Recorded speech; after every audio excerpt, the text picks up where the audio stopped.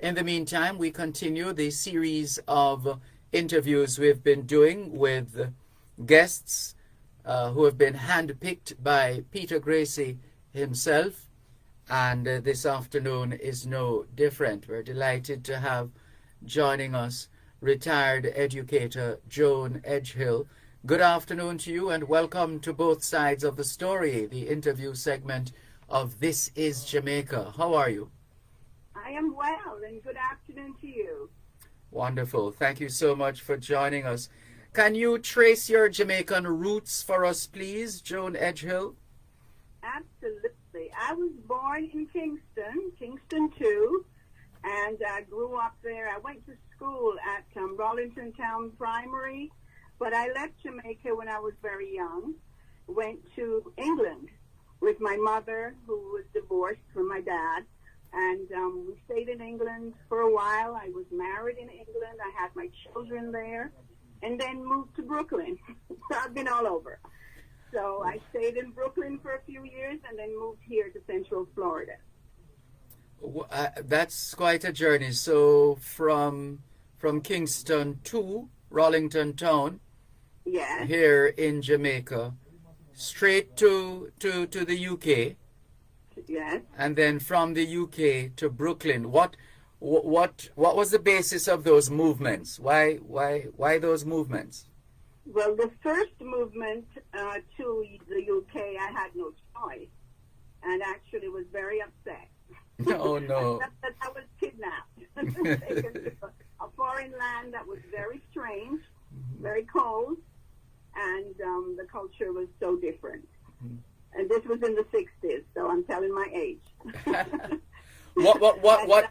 Sorry, go ahead. And did not like it at first. Yes. I was going on to ask you, what did Jamaica in the 60s feel like? It was wonderful. It was truly wonderful. It was a different Jamaica. We had problems, but nothing compared to what the children are dealing with now. The gunmen and the fear. I remember playing outside, being able to play outside freely until the sun went down. Mom would be like, you need to come in now. But things were so peaceful, different. It was just different. We were poor, but we were happy. Yes. It was terrible how things have changed. It's really sad. And how was the culture shock by the time you hit the UK and subsequently went on to Brooklyn, New York?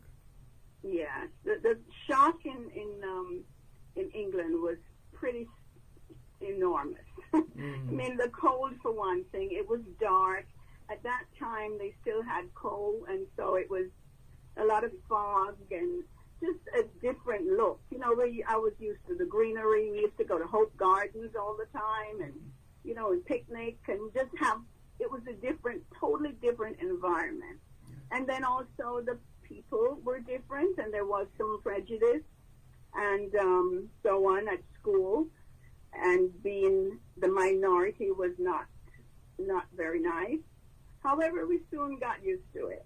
We got used to it and we made our way. Did you get used to it or you got over it? Oh, that's a good point. Did I get used to it or did I get over it? I think a bit of both. I think I got over it. I'd say I got and learned we stood up for ourselves. I was there with my cousins also who had recently come from Jamaica. So we had our little gang.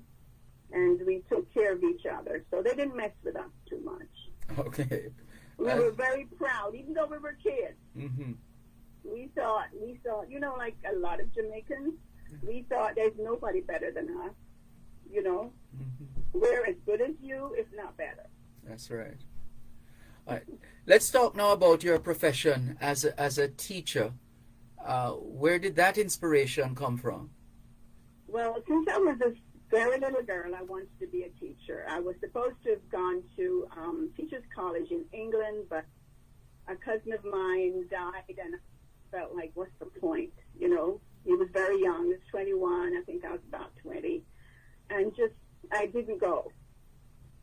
when I moved to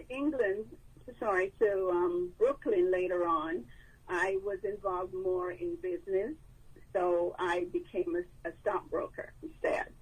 Oh. I got my Series 7, Series 63, and so on, and worked for Fidelity Investments and other brokerage houses, and kind of forgot my dream, which was always to be a teacher. Later on, when I moved here to Central Florida, I worked for Charles Schwab for a while, and that feeling within me came back, that longing, that love. Mm-hmm. It was difficult to leave for less money and to start over again, but I did it. Mm-hmm. So I went into teaching. I got my license as a Florida licensed teacher, went on to get my master's in teaching, and loved it. It was the best decision I've ever made. What cohort of students did you teach? The younger students from K through 6 is my license. Oh, that must have been quite adventurous. Yes, it was, but I loved it. Mm-hmm. I did. We had, some children who gave you a hard time, but they were worth it. Yes. I love children. How noticeable was the difference in terms of how boys and girls related to each other, and also in terms of how they responded to stimuli as far as the program of study that you engaged them in? I think at the school, at least where I was, some of the boys were interested in learning, some of them, but it was most of the girls who seemed to be more likely to want to learn. The boys seemed to getting more trouble and causing more disruption than the girls did. But that's probably everywhere. Yes. But there were some boys, depending on the homes they came from and the discipline at home, who really buckled under and did the work. Mm-hmm. And there are those who say, but hold on, since we know this, since we have this information on the different learning styles of boys and girls, what we have failed to do is to design programs of study and stimulating the brain the brain of each child in such a way that the child, it would become natural or second nature to the child, as opposed to feeling that one has to take on what some of them might regard, even at their young age, as the burden of learning, as opposed to just running up and down and having fun, which in and of itself is learning anyway. Right. You're right. So do you think we should have take a more structured approach then, in terms of, now that we know, we have known this for some time, the different learning styles of boys and girls, that we should then design a program, a learning experience that fits right into that scenario? I had not given that thought before you said it, but that sounds like an excellent idea. Mm-hmm. Of programming them differently. Yes. Based on, but then again, not all boys behave the same way and not all girls behave the same way. So I think they're trying to be more equal in the schools, mm-hmm. and not show any kind of discrimination one way or the other, good or bad. Right. So does a teacher ever retire, though, Joan Edghill? Well, I miss them. I really do. I got sick in 2018. I was diagnosed with cancer. Uh-oh. And my oncologist told me it was best not to go back. Mm-hmm. So that caused me to retire a little earlier than I intended to, mm-hmm. but I still miss the children very much. I don't necessarily miss the red tape, mm-hmm. and some of the procedures that teachers have to go through. Yes. And the disrespect and all of that. I don't miss but I miss the children and that longing to learn, and that how can I say, twinkle in their eyes when they get it. Yes. And learn something new, and they realize I too can do this. I miss all of that very much, and I would like to start something where myself and others would be able to teach young children. Teaching them to read, teaching them things like poetry, like we'll be talking about later. And yes. writing. In fact, we're going to take this break. When we come back, we can go on to that point. One moment, please. Listeners, our guest is Joan Edghill. She's a retired teacher, and she is in the This is Jamaica interview segment on both sides of the story this week. Jackson, she says, proud of you, Joan, making a difference in our world. And the Joan she's referring to... Sorry, go ahead. I said I love her. She's another teacher, a retired teacher. Oh, I see. There's a connection there. Yes. Right. So now, in terms of your association with Peter Gracie of This is Jamaica, how did that start? Well, it started very suddenly and very surprisingly. I received a call from him.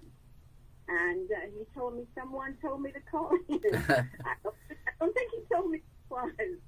But we chatted for quite a while, and I found him very interested. He told me that he was a candidate for the Diaspora Council, And we chatted about that, and immediately I thought, he would be a good fit. I just loved his energy and his excitement and his passion for what he was doing. But I also knew who he was because of Facebook. Yes. I don't care what they say about social media. It has its good points. Oh, no doubt about that. To know you as well from social media. Yes. So because of Facebook, I knew exactly who he was. And I'd heard his poems and him reciting them, the children reciting them, and so on. So after that, I met him at a function. It's called a Rum and Reggae, I think it was called, festival here in Florida. And I met him in person for the first time, and we talked a little bit there. And then he contacted me again. And then yesterday, he calls and he says, I want you to be on my show. I was like, what? I was a little surprised. It was sudden, but he has that way about him that makes you say yes. Come on, just send me, send me this, and it's good. You'll be good. Yeah, so I haven't known him very long, but I feel like I've known him. And the timing seems to be right, because you were saying, going to the break, that you're looking forward to being involved in teaching at the community level. And yes. Even if we did it virtually, we could have children from Jamaica on as well, So that was my thinking. I also love poetry and would love to teach children poetry. I love writing. Reading was my main subject that I taught, but I love all of them.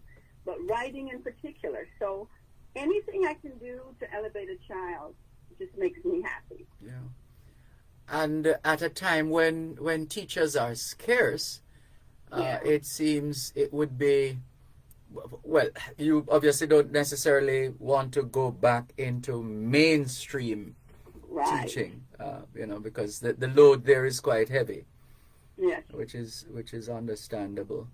And so then, is the plan to perhaps work out an initiative or a project or two with Peter Gracie's This is Jamaica and see where that leads? I hadn't discussed it with him, but that would be lovely if he could help in some way.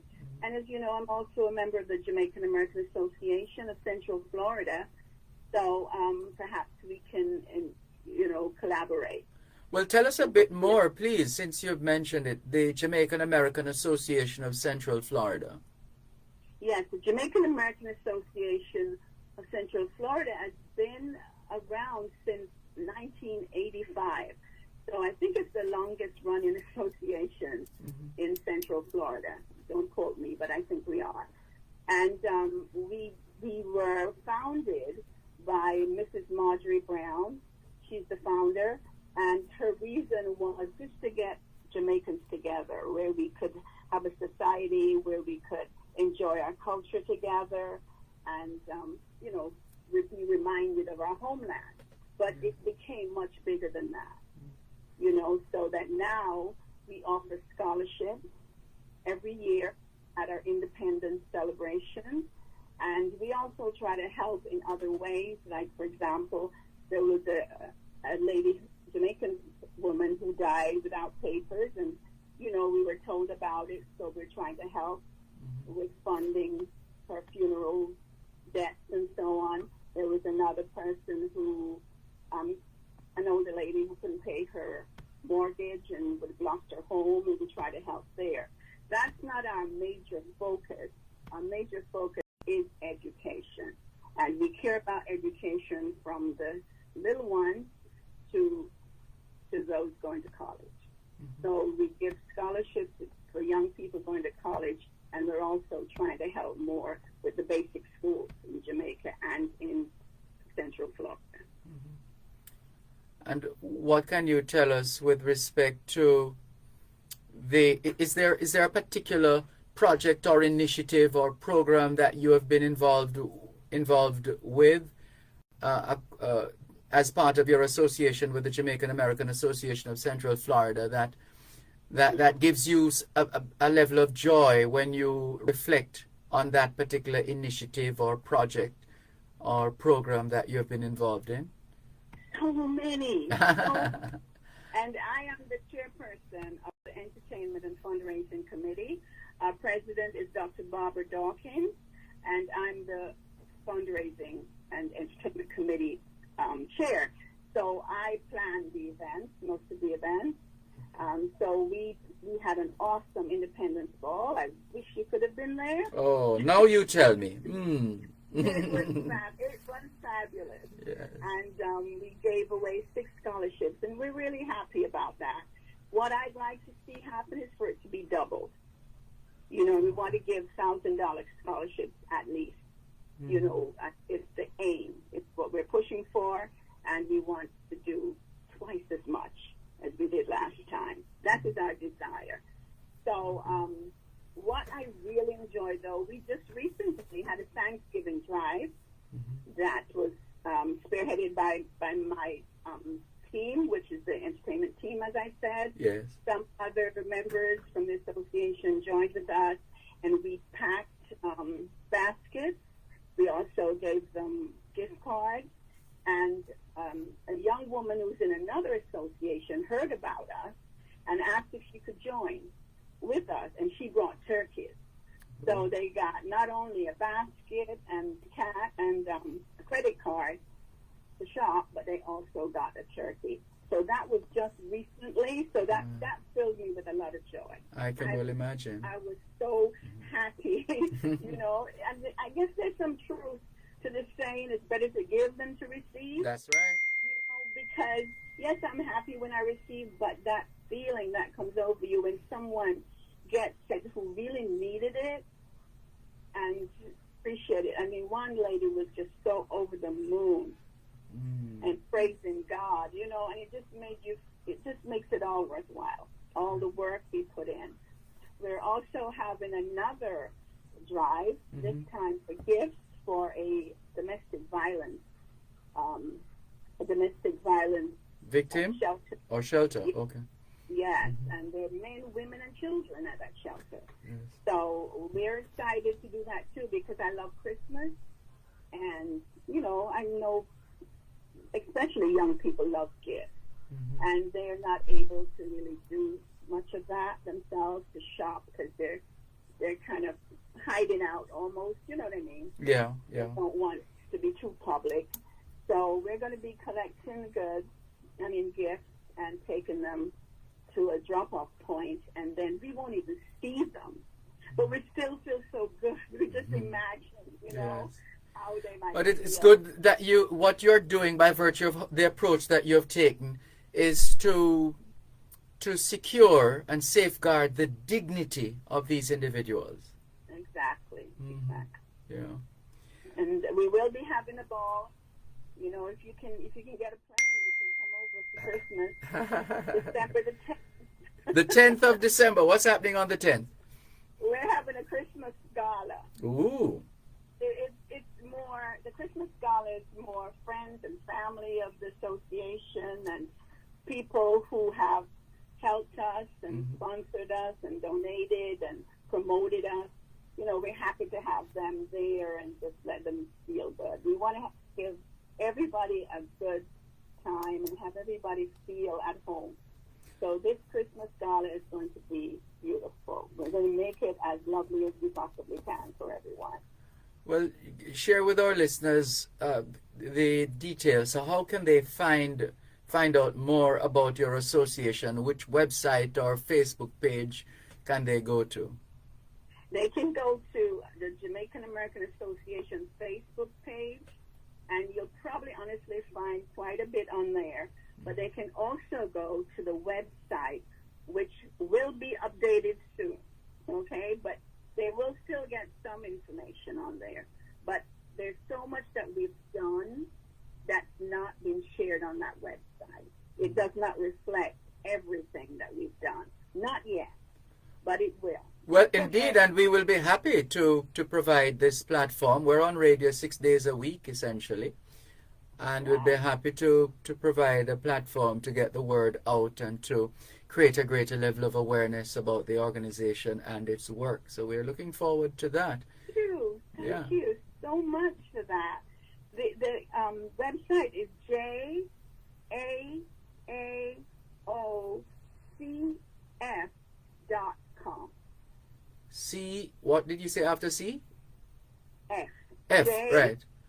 JAAOCF.com. Got you. And they'll take them right to the website and to Facebook too.